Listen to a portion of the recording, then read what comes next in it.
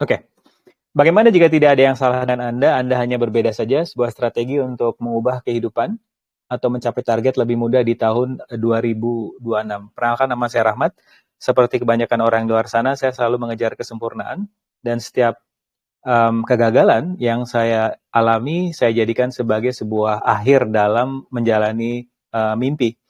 Yang mana setelah saya meniframe cara pandang saya bahwa bagaimana jika tidak ada namanya kegagalan, melainkan yang ada hanyalah feedback, pembelajaran, saya berhasil mengubah kehidupan saya dan kemudian saya juga berhasil memfasilitasi begitu banyak orang, mulai dari pimpinan perusahaan sampai ibu rumah tangga untuk mengubah kehidupan mereka, menggali potensi terbaik mereka, ada yang memenangi perlombaan, ada yang berhasil merubah relationship mereka dengan orang-orang yang mereka cintai. Target pendek kita malam ini adalah untuk membuat Anda bisa menghandle energi yang akan kita alami selama sebulan ke depan, yaitu di bawah Capricorn yang dikendalikan oleh Saturn, dan juga jangka panjangnya adalah ketika Anda bisa berkoordinasi dengan yang namanya energi, Anda akan lebih mudah untuk mengubah kehidupan ini. Karena kita tidak mendapatkan apa yang kita inginkan, melainkan kita mendapatkan apa yang kita pancarkan. Itu adalah keberlimpahan dari sisi energi. Seperti yang kita sudah pahami bersama, untuk teman-teman yang baru bermain-main bersama, berkembang bersama, setiap hari Minggu kita akan check-in, mempersiapkan diri kita untuk menghadapi kegilaan di hari Senin.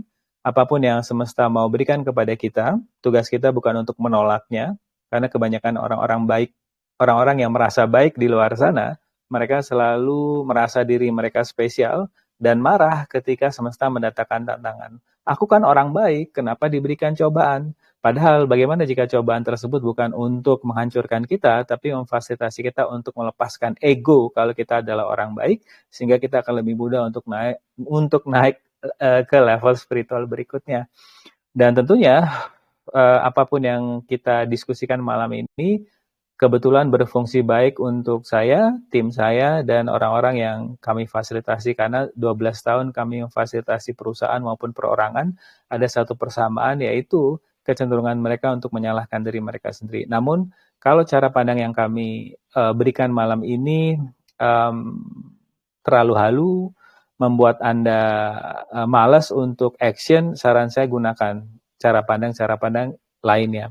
Karena yang paling penting, apapun pembelajaran modalitas yang Anda pelajari, yang paling penting apakah modalitas ini semakin membuat Anda percaya dan dekat dengan diri sendiri.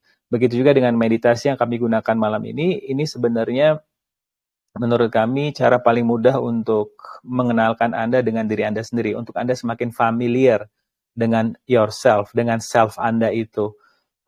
Ada yang bertanya kepada Sri Ramana Maharshi, kenapa kok orang-orang zaman sekarang perlu diperkenalkan dengan yang namanya meditasi? Kalau kita zaman dulu kan hanya di hutan duduk, itu akan tenang. Tapi kenapa orang-orang zaman sekarang perlu dikenalkan dengan meditasi? Ya karena mereka lagi dibombardir dengan begitu banyak instant gratification, kesenangan sesaat, hiburan-hiburan remeh yang membuat mereka semakin jauh dengan diri mereka sendiri. Ini yang saya alami.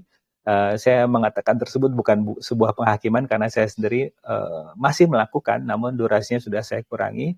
Seperti ketika ada rasa sakit hati, kecewa, bosan, yang saya lakukan pertama kali apa? Langsung buka kulkas dan makan. Ketika saya marah, apa yang saya lakukan pertama kali? Lihat Instagram. Hanya karena ingin melarikan diri dari emosi yang sedang saya alami. Dan tentunya setelah makan, emosi tersebut masih ada. Setelah lihat Instagram, emosi tersebut masih ada, bahkan tambah parah.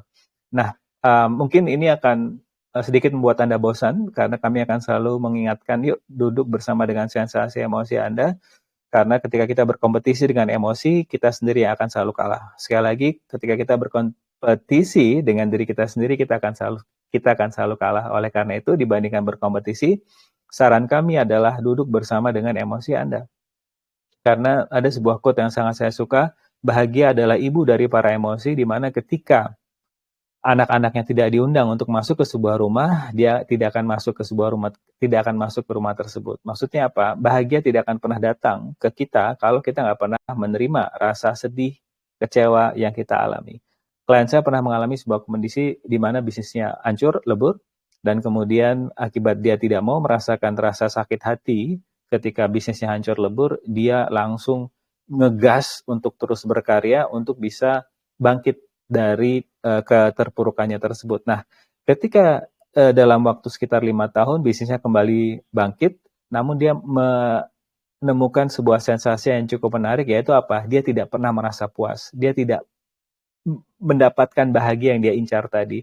Ketika kita ngobrol, ya saya jelaskan kepada dia bahwa ketika kamu dulu jatuh, kamu tidak mengizinkan rasa sedih dihadirkan. Kamu langsung melarikan diri, avoidance, karena tidak mau merasakan rasa sedih, buru-buru bangkit, namun terjadi itu di tengah kesuksesan dia tidak merasakan apa yang namanya bahagia itu sendiri. Ini yang dikenal dengan istilah hungry ghost. Oleh karena itu, ini hanyalah sebuah cara pandang, Anda tidak perlu percaya. Namun apabila dirasa kok Anda tidak pernah merasa bahagia, tidak pernah merasa puas di tengah kesuksesan Anda, bisa jadi ketika terpuruk dulu, Anda tidak merasakan emosi yang Anda alami. Dan tentunya pembahasan malam ini kita akan sedikit membahas mengenai sebuah state yang akan Anda alami sebulan ke depan, yaitu takut gagal dan tekanan yang sangat luar biasa diberikan ke diri sendiri, karena ini adalah karakter dari Capricorn itu sendiri. Dan tentunya ada sebuah pendekatan yang sangat sederhana untuk bisa menetralisir kondisi ini, yaitu adalah tolong bikin sistem. Yang perlu kita sadari sama-sama, kesadaran itu sifatnya holistik. Ada 3 hal dari Ayurveda yang mengatakan untuk Anda bisa menaikkan vibrasi Anda dari vibrasi rendah kepada vibrasi tinggi, dari ketakutan kepada ketenangan, itu sifatnya holistik yang perlu kita siapkan. Apa itu? Tidurnya gimana, makannya gimana, dan seksual energi Anda seperti apa. Karena jiwa kita masih menumpang di tubuh kita ini. Oleh karena itu, tolong ketika Anda ingin berkesadaran, ketika Anda ingin bisa menghandle apapun yang semesta mau berikan kepada Anda, tolong jaga juga tubuh Anda ini. Bagaimana caranya? Yaitu siapkan sistem. Ada seorang ibu rumah tangga yang ketika kita ngobrol, dia mengalami sebuah kondisi depresi yang saya temukan ternyata dia kehilangan identitas dirinya. Yang mana kalau digali lagi akibat dari hubungan dengan ibunya, atau dikenal dengan istilah mother wound ya. Kalau father wound lebih kepada keberanian, sedangkan kalau ada mother wound biasanya ada bermasalah mengenai identitas. Dan ini mudah-mudahan akan kita bahas besok di Training for Trainer, untuk kita bahas apa sih yang membedakan energi mother wound dengan father wound untuk topik di pertemuan ketiga di hari Selasa besok. Dan yang ketika saya tanya kenapa ini bisa terjadi, dan kita gali dan kita temukan bahwa dia tidak punya waktu untuk dirinya, karena ketika dia mempunyai identitas dia adalah seorang ibu, segalanya diberikan untuk suaminya dan anak-anaknya, sehingga dia bingung siapa dia, apa peran dia di kehidupan ini. Oleh karena itu, saya minta dia untuk membuat sistem yang terstruktur, yang saya sarankan untuk disiplin. Apa itu? Sebelum keluarganya pada bangun, saya minta dia sejam untuk bangun terlebih dahulu untuk membuat sistem. Apa itu? Meditasi, menulis gratitude journal, dan kemudian mendengar, membaca hal-hal yang membuat potensi dia tergali. Kenapa? Setelah dia melakukan hal-hal yang membuat dia bahagia, dia tidak lagi meminta bahagia dari suami dan anak-anaknya. Karena ya klasik ya, ketika kita terus memberikan dan kita tidak pernah memberikan ke diri sendiri, orang yang kita berikan dan kita punya harapan orang tersebut akan memberikan kepada kita akan kecewa, karena orang-orang tersebut biasanya lupa. Seperti ibu rumah tangga ini, ketika dia melakukan semuanya untuk suami dan anak-anaknya, ketika hari ibu misalnya, suami dan anak-anaknya tidak mengingat, dan dia seperti tidak dihargai. Namun dia merasa kecewa karena dia terus memberikan segalanya untuk suami dan anak-anaknya. Ya, saya jelaskan, ya manusia adalah seperti itu. Saya mengatakan seperti itu sekali lagi bukan untuk kita bermusuhan dengan orang lain ya, tapi kita tidak lagi mempunyai harapan kepada manusia, karena ketika berharap sama manusia itu adalah sumber penderitaan. Saran saya, ketika Anda ingin mencintai orang lain, pastikan Anda dalam kondisi yang sudah penuh. Oleh karena itu, sistem yang terstruktur dan Anda disiplin dalam melakukannya, seperti bangun lebih pagi, meditasi, gratitude journal, itu intinya sebenarnya kalau kita kaitkan dengan kasus yang lebih besar, untuk Anda bisa menghandle apapun yang semesta memberikan. Nah, sistem terstruktur yang berkembang bersama sudah lakukan adalah kita mengadakan satsang dan Law of Attraction Series di hari Minggu dan Rabu. Kenapa? Untuk kita bisa menghandle apapun yang semesta mau berikan. Di hari Minggu kita akan menyiapkan diri kita untuk menghadapi kegilaan di hari Senin. Kalau hari Senin dikasih rezeki kita biasa aja, kalau dikasih tantangan juga nggak terlalu panik. Karena kita sudah mengingat apa yang kita dengarkan di hari Minggu malam. Dan kita sudah set vibrasi kita di vibrasi yang tenang. Nah, memang di hari Senin ketemu bos dan teman-teman yang menyebalkan. Di hari Selasa ketemu mereka lagi, yang tadi karet kesadaran Anda besar, kembali mengecil, di hari Rabu Anda makin panik karena kesadaran Anda mengecil. Nah, Rabu malam akan kita rangsang lagi, akan kita invite lagi untuk space Anda, kesadaran Anda kembali membesar, sehingga Anda bisa menghandle sisa minggu Anda. Nah, itu yang dinamakan dengan sistem. Ali Abdal adalah seorang dokter yang kemudian banting setir menjadi YouTuber. Sebuah statementnya cukup menarik, yaitu manusia itu hanya mampu konsentrasi dalam satu hari 4 jam. Dan bagaimana jika untuk Anda menciptakan bagaimana jika agak susah untuk menggapai sebuah goal, lebih baik disiapkan sebuah sistem. Ini yang didasari oleh pemikiran Profesor B.J. Fogg dari Universitas Stanford, yang dia mengatakan di awal tahun ada kenaikan member gym sampai 90%, dan di pertengahan tahun ada penurunan member gym sampai 60%. Kenapa? Karena orang selalu menggunakan motivasi mereka ketika mereka ingin mewujudkan mimpi mereka. Karena motivasi sifatnya naik turun, akan sia-sia. Oleh karena itu, saran dari Profesor B.J. Fogg adalah siapkan sebuah sistem kebiasaan kecil rutin. Oleh karena itu, kami tidak memberikan solusi, jawaban, tapi sebuah gambaran besar, cara pandang, sehingga Anda bisa menciptakan sistem-sistem sendiri versi Anda. Kenapa ini penting? Karena kalau Anda meniru apa yang berkembang bersama lakukan, dan kemudian klien-klien saya lakukan, bisa jadi ini nggak works buat Anda. Oleh karena itu, gambaran besarnya atau kesadarannya Anda dapatkan, kemudian Anda siapkan sistem versi Anda. Karena itu tadi, banyak yang bilang kepada saya, kok saya meniru gaya fasilitasi berkembang bersama, kok nggak bisa Pak ya? Ada beberapa klien saya malah avoidance dan menjauhi, dan ada terjadi penolakan. Iya, karena bukan cara 100% yang perlu Anda tiru, tapi gambaran besarnya, seperti menyediakan ruang bagi klien Anda, duduk bersama klien Anda, dan mendengarkan. Karena di tengah kehidupan yang semua orang ingin didengarkan, di tengah kehidupan sekarang yang orang lagi banyak berteriak ingin didengarkan, sebenarnya tugas kita sebagai coach, teman curhat, atau fasilitator sangat mudah, yaitu mendengarkan. Karena semua orang diteriakan, tolong dengerin saya, dengan begitu banyak postingan yang mereka buat, persona yang mereka jual di sosial media, padahal di balik itu mereka sedang merasakan penderitaan, tapi orang-orang nggak boleh tahu penderitaanku, orang-orang harus tahu, aku harus menunjukkan kebahagiaanku, artinya mereka sedang shouting something kan. Nah, bagaimana jika ini adalah peran kita, yaitu kita tidak perlu memberikan begitu banyak hal, cukup menjadi teman mendengar bagi mereka, karena orang-orang lagi seperti zombie, lagi berjalan tanpa kesadaran karena mereka hanya ingin butuh didengarkan. Oke, baik, kita masuk dulu ke sesi meditasi sebentar, hanya untuk kembali mengenalkan Anda dengan diri Anda, mengenalkan kembali ketika nikmatnya tidak ada dinding separasi, dan yang ketiga tentunya body scan, yaitu untuk Anda bisa mengaktifkan sisi intuisi dalam diri Anda yang semua orang punya, yang hanya menunggu untuk diaktifkan kembali. Bagaimana caranya? Dengan mengecilkan penghakiman ke diri sendiri. Karena ketika penghakiman ke diri sendiri semakin mengecil, kreativitas, intuisi itu akan semakin besar suaranya. Nah, mudah-mudahan 3 target itu bisa tercapai, namun saya penasaran possibility lainnya apa yang akan bermunculan ketika kita bisa menurunkan gelombang otak kita dari stres kepada ketenangan, penerimaan, dan ruang aman.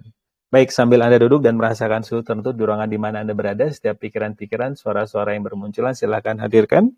Fokus kita bukan untuk menghalangi pikiran datang, melainkan mengizinkan pikiran itu hadir.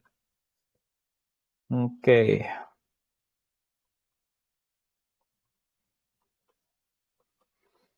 Silakan tarik nafas yang dalam. Tarik energi keberlimpahan. Kemudian keluarkan rasa ragu Anda untuk bisa menerima keberlimpahan tersebut, mulai dari hidung, mulut, pori-pori tubuh Anda. Baik, tarik energi kreativitas, kemudian keluarkan rasa ragu Anda akan potensi yang Anda miliki dalam diri Anda, mulai dari hidung, mulut, pori-pori tubuh Anda. Kemudian tarik nafas yang dalam.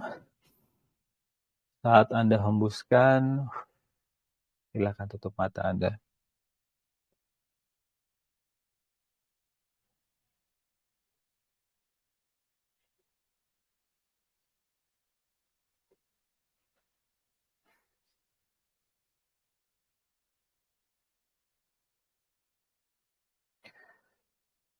Setiap hembusan dan tarikan nafas yang Anda lakukan membuat Anda semakin rileks. Tempat duduk yang Anda duduki, lantai yang Anda pijak, sentuhan kain baju yang menyentuh kulit Anda membuat Anda semakin rileks.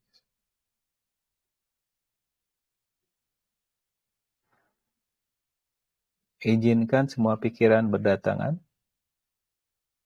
Seperti Anda berada di dalam rumah, Anda memperhatikan cuaca di luar rumah, hujan, badai, angin kencang, hujan deras, petir.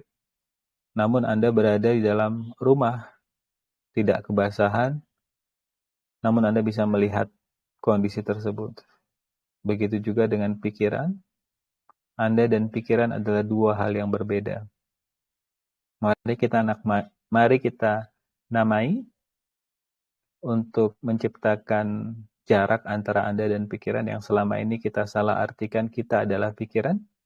Menarik ya, ada pikiran sedih sedang lewat. Menarik, ada pikiran gembira sedang lewat. Tolong jangan ditahan pikiran gembira, dan tolong jangan dibuang pikiran sedih, namun izinkan untuk datang dan pergi silih berganti. Setiap tarikan dan hembusan nafas yang Anda lakukan membuat Anda semakin antusias untuk menikmati meditasi ini.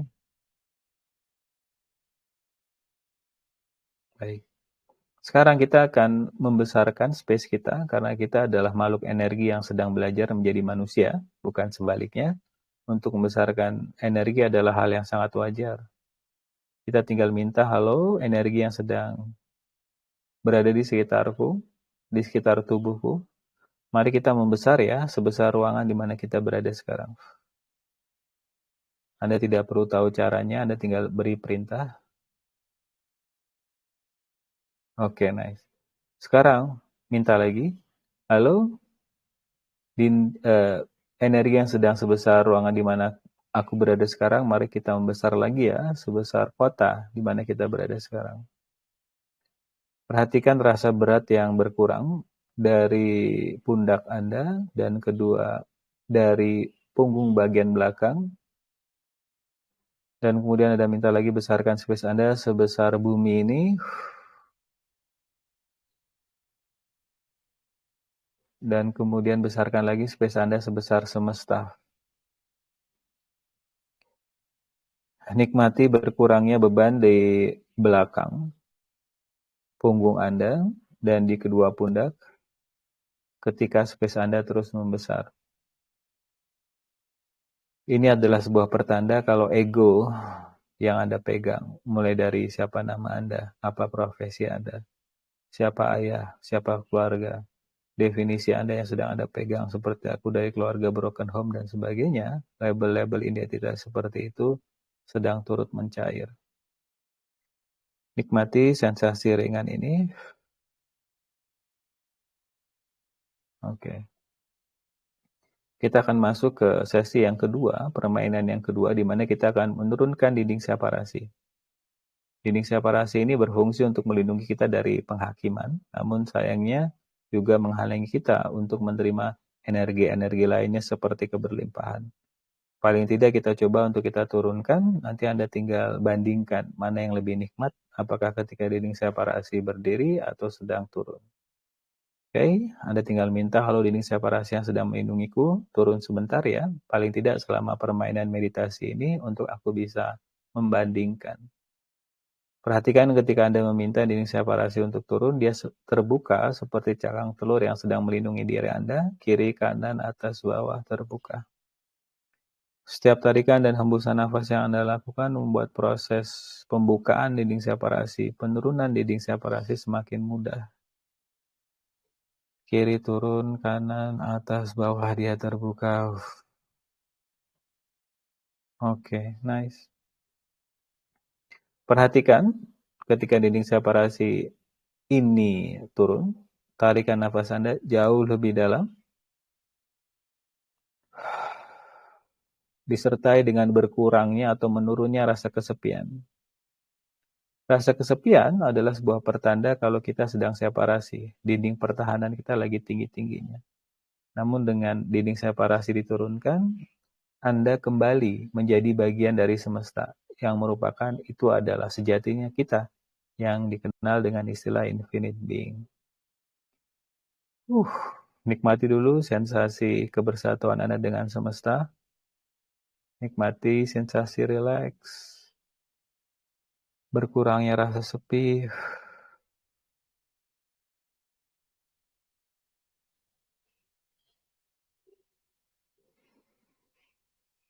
Oke. Sekarang kita akan tutup dengan body scan yang fungsinya untuk membuat Anda semakin mengenal tubuh Anda. Ketika Anda semakin mengenal tubuh Anda, intuisi akan lebih mudah untuk Anda dengarkan. Oke. Bayangkan ada bola cahaya di atas kepala Anda yang sinarannya berwarna keemasan. Ketika sinarannya menyentuh kepala kita, menyentuh tubuh kita, ada sensasi rileks, antusias, tentunya rasa dekat dan sayang ke diri sendiri yang semakin meningkat. Oke. Dimulai dari ubun-ubun, turun ke kedua mata, turun ke pipi. Turun ke leher bagian depan, turun ke dada bagian depan, menyinari organ-organ dalam dada, turun ke perut, menyinari organ-organ dalam perut. Yang di belakang, dari ubun-ubun turun ke kepala bagian belakang, turun ke leher bagian belakang, turun ke pundak, turun ke pinggang, mulai tulang belakang, kemudian keduanya bertemu, turun ke kedua lutut, turun ke kedua jari-jari kaki, dan kembali ke bumi. Bumi pun tidak kalah ingin berkontribusi, energi bumi dari bumi naik ke jari-jari kaki, naik ke kedua lutut, naik ke pinggang, yang di belakang naik ke pundak mulai tulang belakang, naik ke leher bagian belakang, naik ke kepala bagian belakang, dan berhenti di ubun-ubun, yang di depan naik ke dari perut, naik ke dada bagian depan, naik ke leher bagian depan, naik ke pipi, naik ke kedua mata, keduanya bertemu di ubun-ubun, dan naik kembali ke semesta. Oke. Nikmati sensasi mengenal kembali tubuh Anda. Saya akan diam sejenak.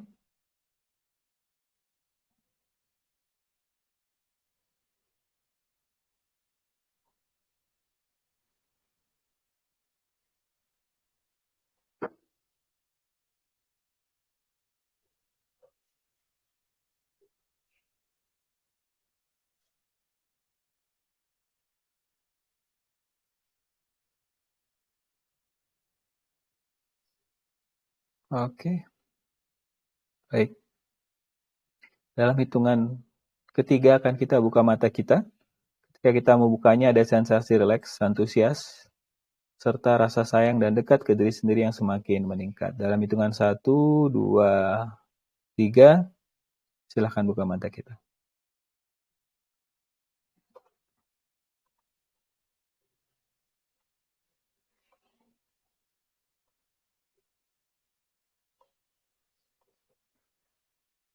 Baik, selamat datang kembali. Oke. Seperti biasa, setelah meditasi kita akan lanjutkan dengan yang namanya Q&A. Dan harapan saya, dan ini tidak memaksa, pertimbangkan untuk berlatih bertanya. Kenapa? Karena selain meditasi, pertanyaan, tentunya pertanyaan yang berkualitas ya, bukan, aduh kenapa ini terjadi kepada saya Pak, bukan seperti itu, tapi lebih kepada, oke, kondisi ini sudah terjadi, kira-kira pembelajarannya apa yang belum saya sadari, itu efektif, sama kualitasnya ketika kita meditasi. Kenapa? Karena ketika kita bertanya pertanyaan berkualitas, mengarahkan fokus kita ke saat ini sekarang. Karena menurut Universitas Harvard, 46,9% masa aktif manusia itu pikirannya ke masa depan, lompat ke masa depan dan ke masa lalu. Sayangnya masa depan biasanya penuh dengan ketakutan, masa lalu penuh dengan penyesalan. Menurut Harvard, untuk bahagia, segera arahkan fokus kita ke saat ini sekarang. Itu kenapa banyak yang cerita setelah sesi law attraction ataupun satsang seperti ini ada sensasi rileks tenang. Karena yang kita lakukan adalah kita mengarahkan fokus kita ke saat ini sekarang. Oleh karena itu, saran saya, moga-moga ketenangan ini tidak hanya Anda dapatkan di sesi-sesi seperti ini, tapi ketika Anda menghadapi target deadline, ketika bos ngamuk kepada Anda bisa menemukan sensasi peace itu. Karena berkembang bersama tidak mengajarkan yang namanya kebahagiaan, tapi lebih kepada manajemen penderitaan. Karena bahagia itu ada sebuah asumsi kalau kondisi di luar harus baik-baik saja, baru kita bisa bahagia. Padahal berkah dari pandemi seperti mengingatkan kita, yang permanen di kehidupan adalah perubahan.